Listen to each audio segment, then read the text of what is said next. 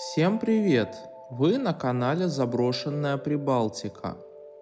Красавица зима таит в себе много опасностей. Ёб твою дивизию!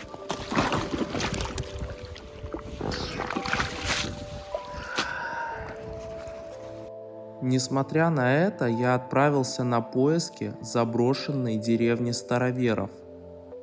Некоторые дома стоят заброшенными уже около 30 лет, но все равно здесь можно встретить много интересного. Приятного просмотра!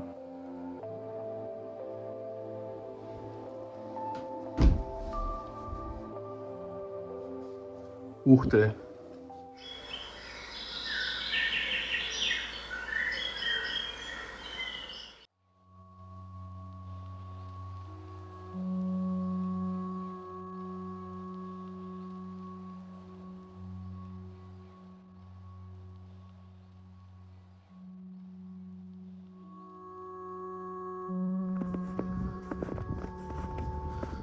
На дворе середина февраля, а у меня новый поход по заброшенным деревням.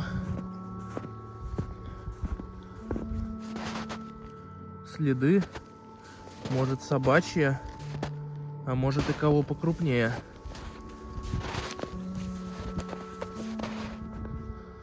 Первый дом с сараем.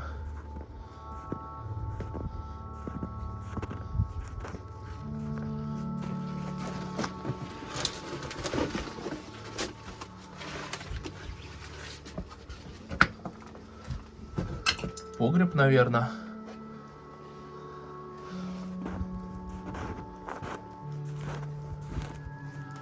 Заброшено все. С виду, конечно, давно. Мда.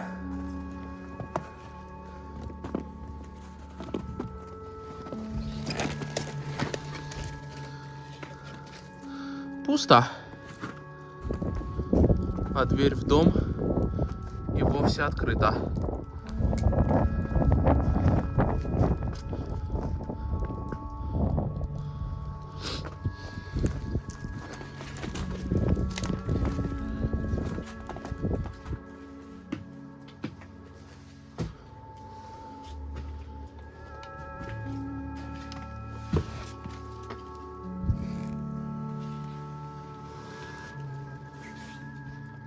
Бочка, банки.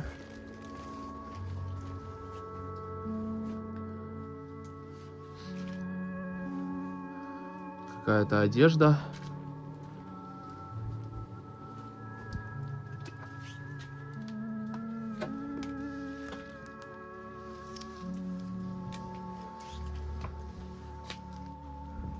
Ой, здесь вообще потолка нету.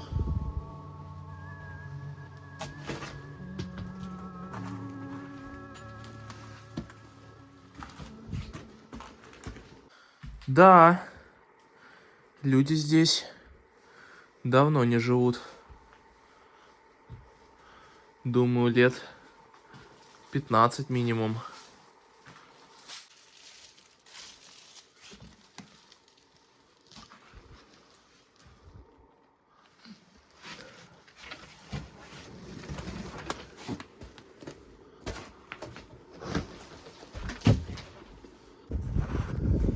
Ладно, пойду дальше на поиски чего-то поинтереснее.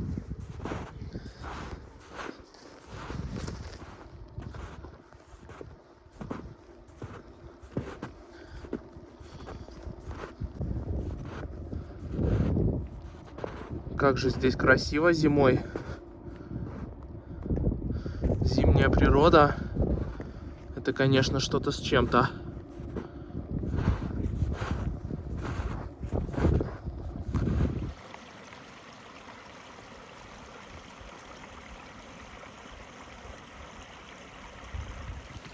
Ёб твою дивизию!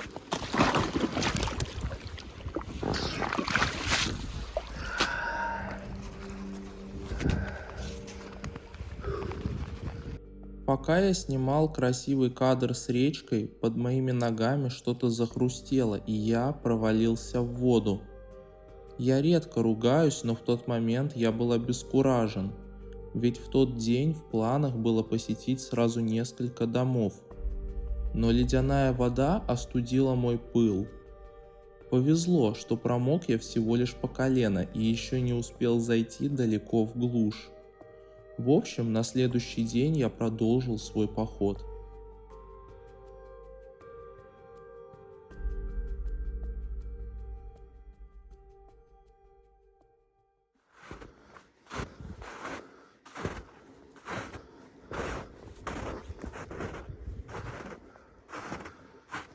Судя по одной старой карте, где-то здесь должно быть кладбище староверов.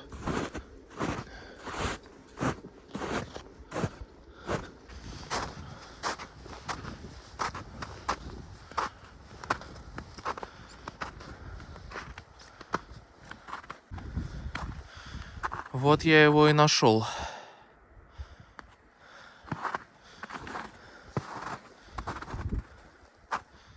Цветы лежат. Здесь кто-то бывает. Могилка в 2020 году умерла. Марфа Яковлева.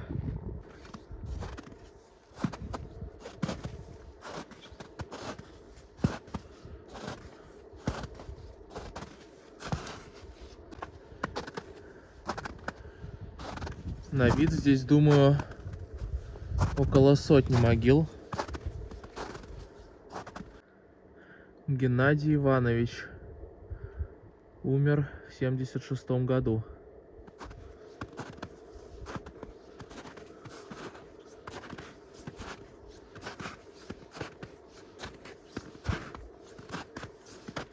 Максим Наумович умер в 1984. В общем, не просто так я сюда пришел. Здесь в окрестности есть несколько брошенных домов.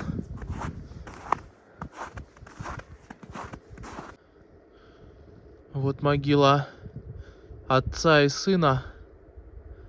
Осип Маркович. Отец родился в 902 и умер в 51. А сын Арсений родился в 32 и умер в 50 в возрасте 18 лет. И написана ему память от жены и матери. Что же с ним случилось?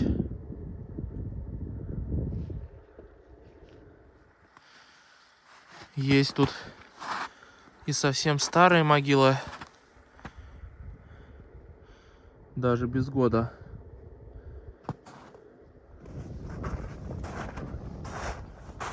Пойду искать дома. Надеюсь, будет что-то интересное.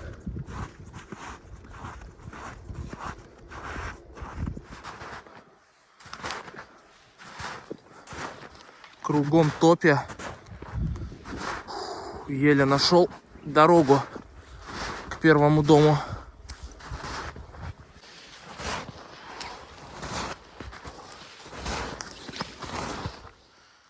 Следы явно не человечьи. Они, во-первых, больше, а во-вторых, две ноги как-то слишком рядом. Я так подозреваю, это, возможно, кто-то крупный. Какой-то крупный зверь здесь ходил.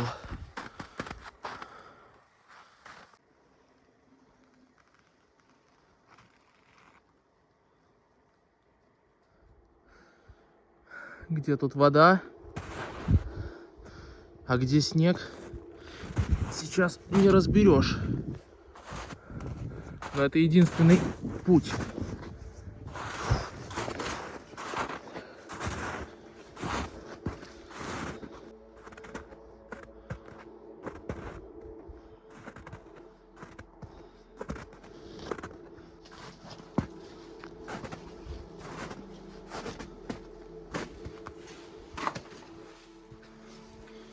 терраса.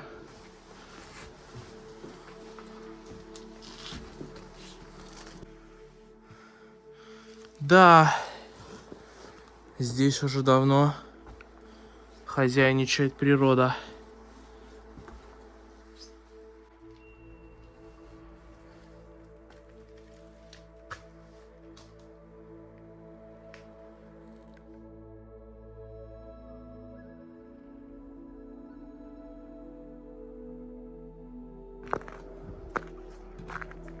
Следующий дом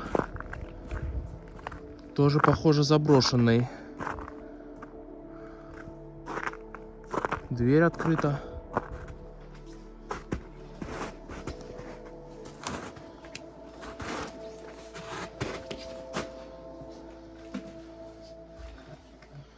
Есть кто?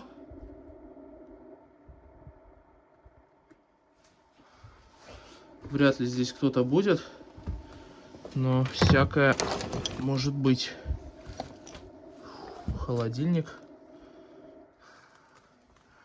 Сколько опилок на полу.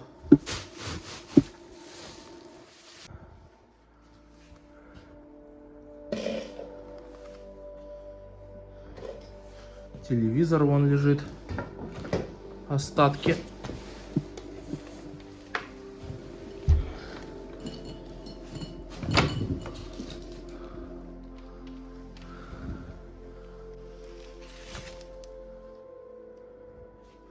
Кокер-спаниель.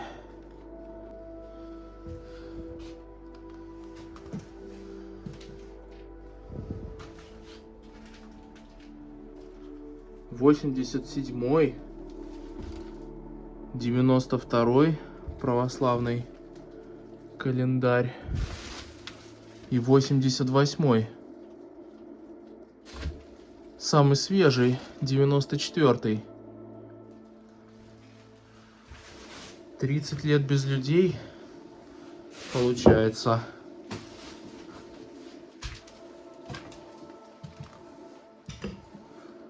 Эх, да. Природа и люди сделали свое дело. Приборная панель от «Жигулей», наверное.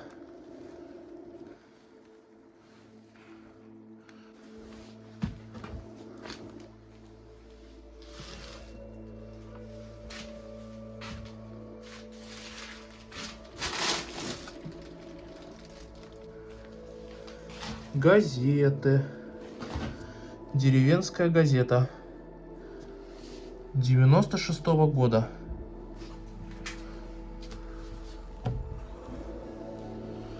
Прийти бы сюда вот лет 20 назад или 15.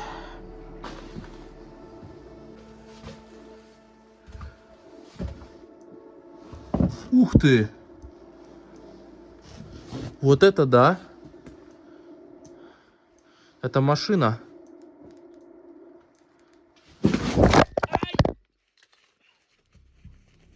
Ой! Блин. Фух, блин. Здесь просто лед, как на катке. Я поскользнулся. Благо, ничего не побил.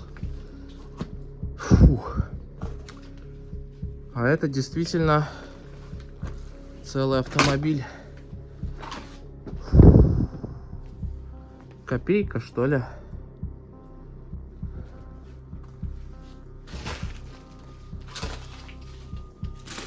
Дыры в днище. Мотора нету.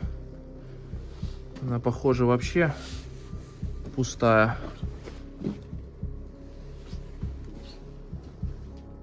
Фары и бампер тоже отсутствуют. Ну да, вот эти круглые глазки. Здесь вообще ее ржавчина съела. Конкретно.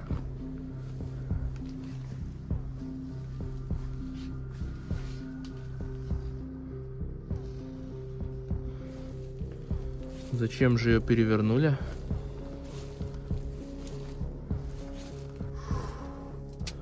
Я скажу вам так, это максимально непривычно.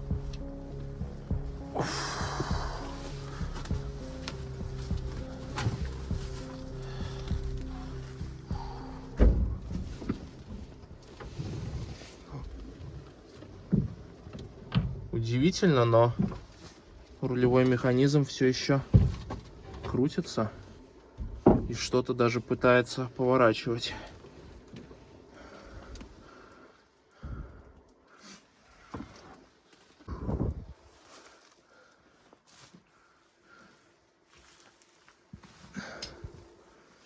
Загончик для скота.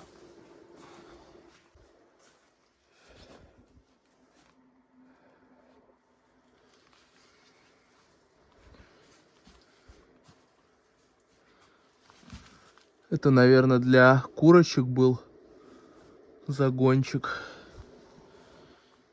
Ну и для животных вот даже кормушки остались.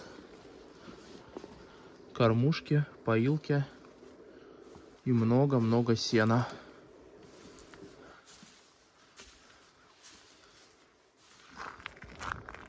Здесь на самом деле такая целая заброшенная деревушка. Вон дом, там дом. Ходя по деревне, я задумался, кто же такие эти староверы. Староверы – это православные христиане, которые отвергают церковную реформу XVII века. Отличий в вере с православными у них почти нет, но отличается совершение обрядов. Также староверы используют старые богослужебные книги.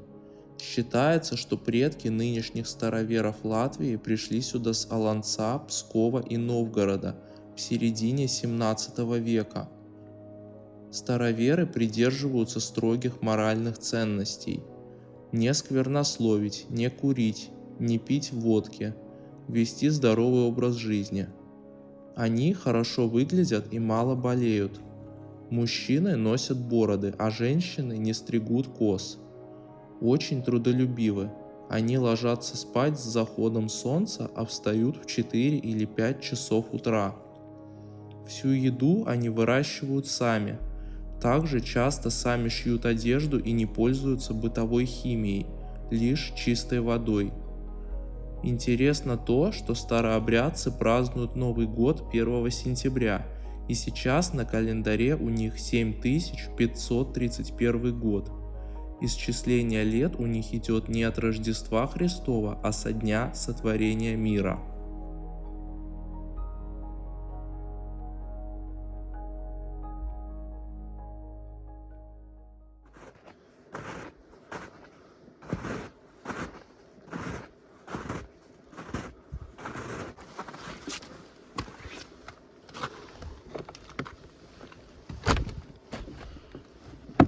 Закрыто.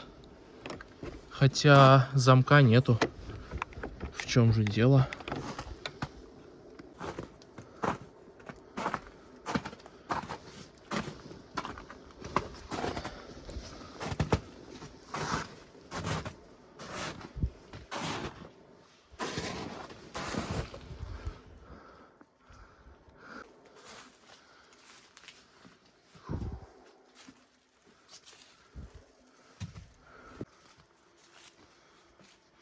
Веники.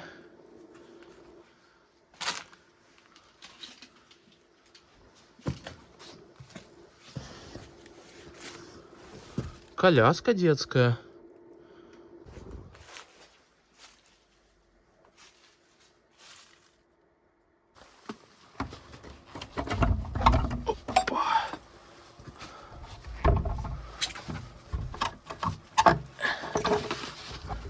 Открыто.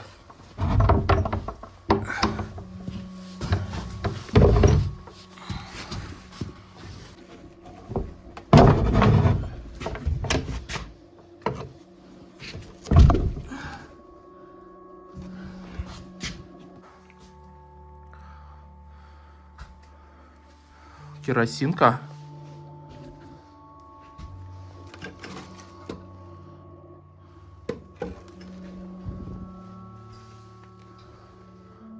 пряжка кожаная. Даже две. Шкаф, конечно, добротный.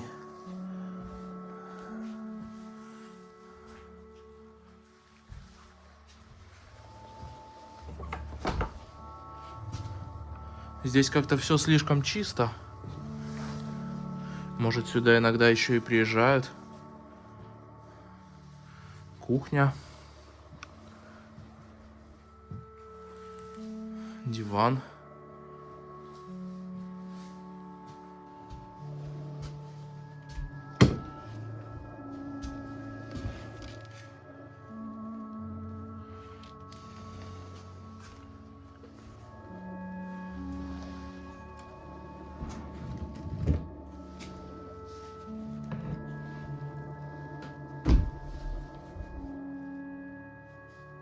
Ух ты. А тут прямо даже убрано. Запах только застоявшийся.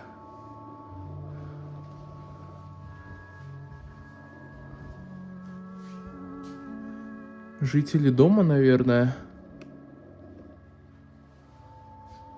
Еще фотографии. Свадьбы.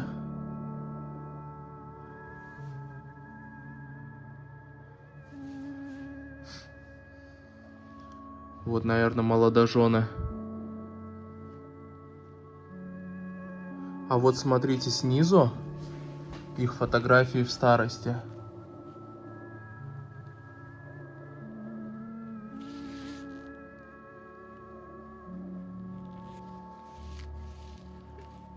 Азбука для начального ученика. Это, по-моему, еще латынь, если не ошибаюсь. Такой шрифт еще. Это очень даже может быть, что это латынь. И это похоже на молитвенник.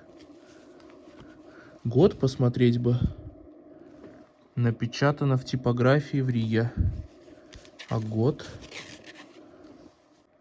Издание старообрядческой общины в Риге. Год я так и не нашел. Но я думаю, что этой азбуке по меньшей мере около 100 лет.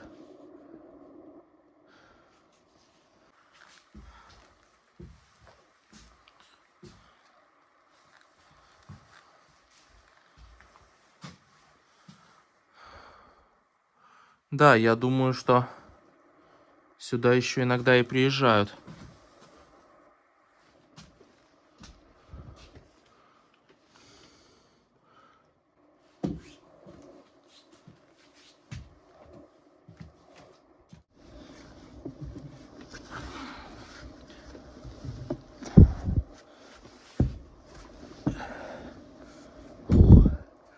Чердак. Одежда. Веники.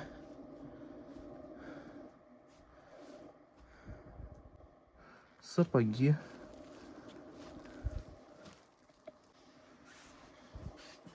В общем, здесь тоже как-то пустовато.